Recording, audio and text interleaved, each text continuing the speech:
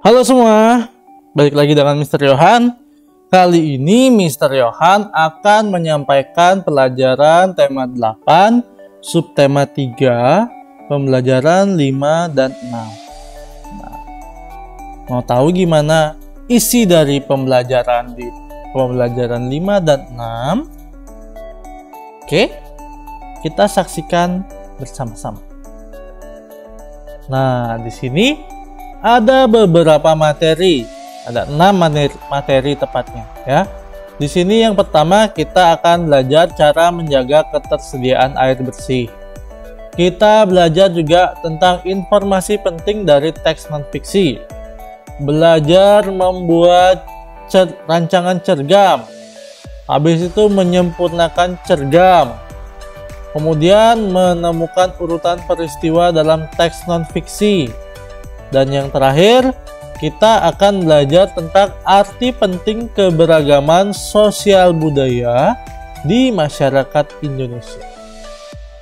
Oke, langsung saja ke materi pertama, cara menjaga ketersediaan air bersih.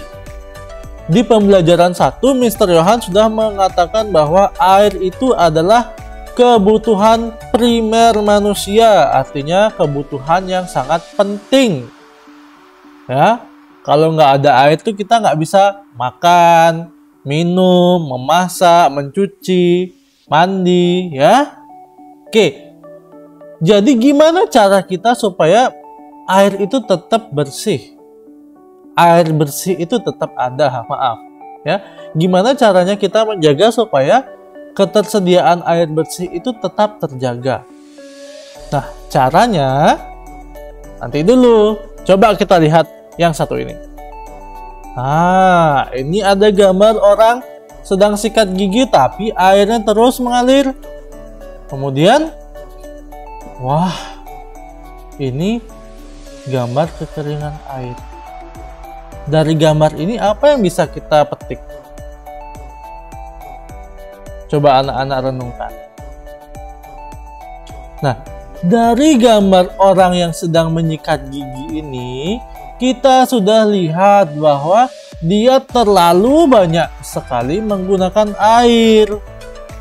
Sampai airnya itu seperti kolam renang ini, ya, seperti dia kebanjiran. Sedangkan kalau dia terus-menerus seperti itu, akibatnya akan seperti gambar yang ini. Kekeringan dan kekurangan air bersih. Caranya supaya nggak kehabisan air itu yang pertama apa? Yang pertama itu kita harus menjaga kebersihan lingkungan. Ya, kalau lingkungannya kotor seperti gambar pada pembelajaran 1 itu, nggak mungkin kita bisa dapat air bersih. Kemudian harus menyetop penebangan liar.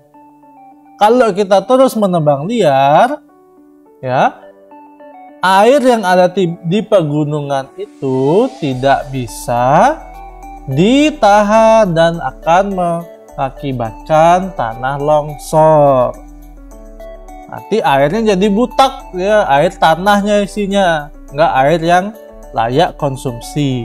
Kemudian kita harus melakukan reboisasi atau nanam kembali.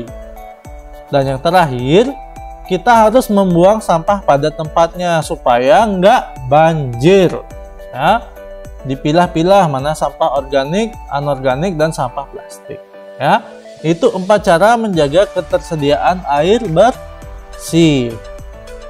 Kemudian, yang kedua kita akan belajar informasi penting dalam sebuah teks non-fiksi. Itu bisa kita dapatkan dengan cara menggunakan kata tanya 5W1H atau adik Simba.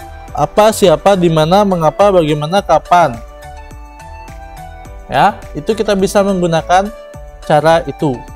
Mister sudah jelaskan kalau tidak salah di pembelajaran 1 subtema 3 ini, ya, di video sebelumnya. Oke, kita lanjut ke materi selanjutnya, itu tentang membuat rancangan cergam. Nah, cergam ini ya, adalah sebuah cerita bergambar, ya, cerita yang dibuat pada panel-panel bergambar. Nah, untuk membuat cergam itu kita bisa menggunakan dua teknik, ya, teknik kering dan teknik basah.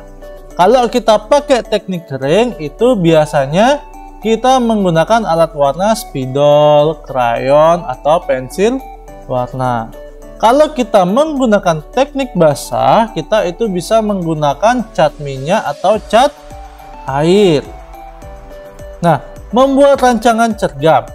Rancangan cergam itu biasanya kita awali dengan membuat sketsa. Sketsa itu adalah rancangan gambar yang masih belum ditebalkan. Jadi kita harus buat dulu rancangannya, ya, tentukan dulu temanya.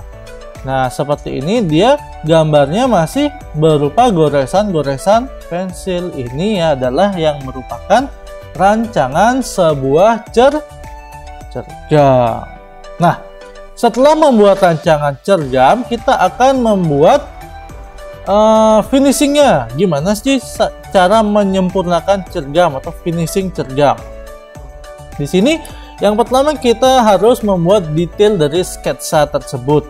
Ya, detailnya ini kita akan menebalkan gambar itu dengan goresan yang lebih tebal. Kalau sketsa itu kan goresannya tipis-tipis. Kemudian kita koreksi cergamnya ini. Sudah benar nggak gambarnya? Sudah benar nggak alur cerita gambarnya, ya, itu masih bisa koreksi. Yang terakhir, kita akan masuk pada tahap penyempurnaan warna, penyempurnaan inking atau menebalkan, ya. Itu kita bisa lakukan dengan dua teknik, yaitu teknik kering atau teknik basah, ya. Seperti itu anak-anak. Nah, untuk teknik kering itu biasanya medianya menggunakan kertas HVS, itu bisa teknik kering. Tapi kalau kita menggunakan teknik basah itu kita bisa menggambarnya di sketchbook yang tebal, ya, sketchbook yang tebal, atau bisa menggambar di kanvas. Nah, teknik basah ini adalah bisa digunakan dengan menggunakan cat air, cat poster, atau cat akrilik, ya. Cat akrilik itu cukup mahal ya untuk digunakan, jadi jarang ada yang menggunakannya. Nah, itu anak-anak cara menyempurnakan sketsa cergam. Kemudian kita akan belajar tentang menemukan urutan peristiwa dari teks non-fiksi, ya, pakai catatannya adik Simba.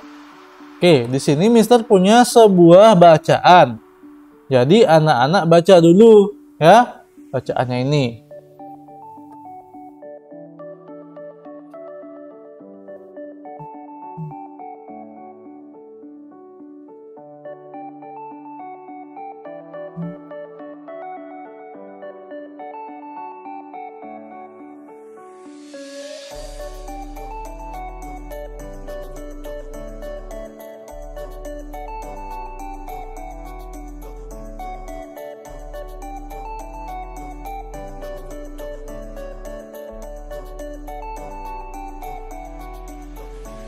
Oke, sudah. Nah, di sini Mister punya urutan peristiwa yang sudah Mister rangkum. Yang pertama,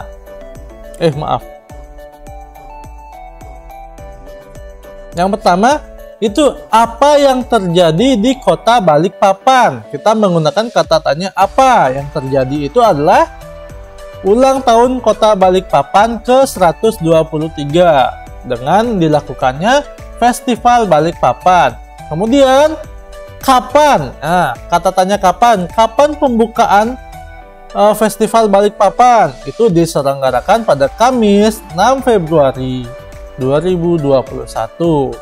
Kemudian apa tema acara tersebut? Temanya The Age of Collaboration. Yang keempat, bagaimana acara di Festival Balikpapan itu, ya?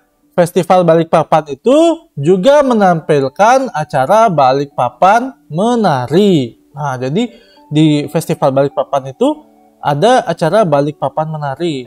Kemudian siapa saja yang meramaikan Festival Balikpapan, yaitu Balikpapan Fashion Carnival, ya. Atau bisa juga apa saja acara yang dilakukan di Festival Balikpapan. Boleh itu juga pertanyaannya. Jawabannya bisa yang nomor 5 ini. Festival Balikpapan 2020 itu makin meriah dengan pagelaran Fashion Carnival. Nah, seperti itu ya anak-anak.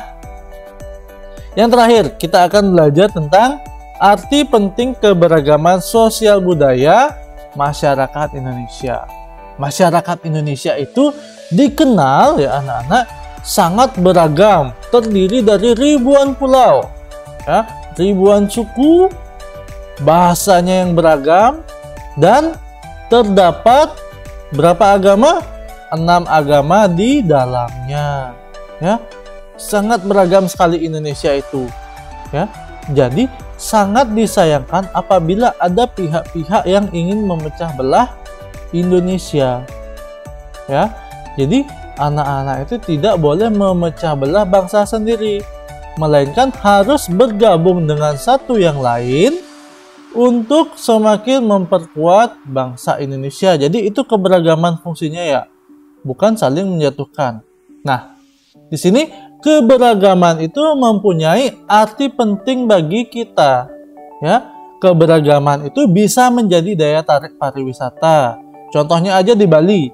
Di Bali itu sangat beragam sekali, ya. Ada kuliner, ada tempat wisata, itu bisa menjadi daya tarik wisata. Atau di Raja Ampat, atau di Labuan Bajo, ya, atau di Lombok, ya, di Gunung Merapi, di Yogyakarta, atau di daerah-daerah lainnya. Itu bisa menjadi menjadi daya tarik wisata. Makanya ada namanya Pesona Indonesia.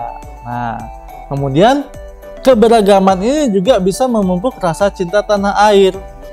Kemudian keberagaman itu juga bisa menambah pendapatan negara. Bagaimana caranya? Dengan turis-turis asing itu bisa membeli yang dijual oleh pedagang-pedagang pada daerah pariwisata. Nah, sejalan dengan itu maka masyarakat itu juga makin sejahtera. Ya, kalau ada orang beli maka masyarakat itu makin sejahtera. Dan yang terakhir, keberagaman itu juga bisa meningkatkan semangat persatuan dan kesatuan untuk saling bahu-membahu. Nah, cukup sekian saja video kali ini. Untuk tugas ada nggak ya? Oh, untuk tugas tidak ada. Jadi anak-anak Mister harap persiapkan diri untuk mengikuti evaluasi. Nanti anak-anak bisa menjawab soal di latihan subtema 3 ya, itu dijawab. Tapi bukan tugas, itu dijawab, nanti akan diberikan pembahasan. Oke, cukup sekian saja video kali ini. Terima kasih. Tuhan Yesus memberkati.